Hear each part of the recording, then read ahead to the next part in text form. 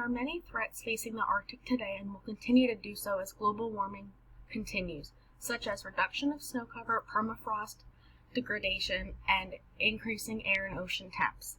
Taylor et al. Discussed that the Arctic is significantly vulnerable to global warming as it requires certain temps to maintain snow and ice coverage, and if that starts to diminish, the whole area could be transformed significantly.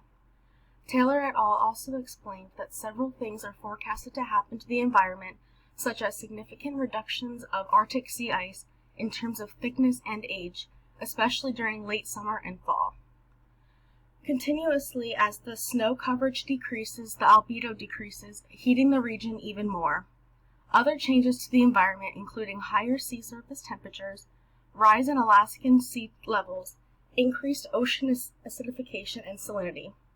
Also, as global warming continues, it is likely that this will cause increased boreal wildfires. When it comes to the residents of the Arctic, it appears that indigenous and rural populations are to be affected most by climate change because they rely on the land and environment to live.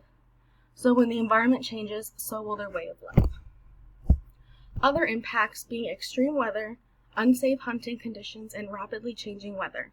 Also, these populations could deal with the loss of supplies or being trapped inside or outside of their community.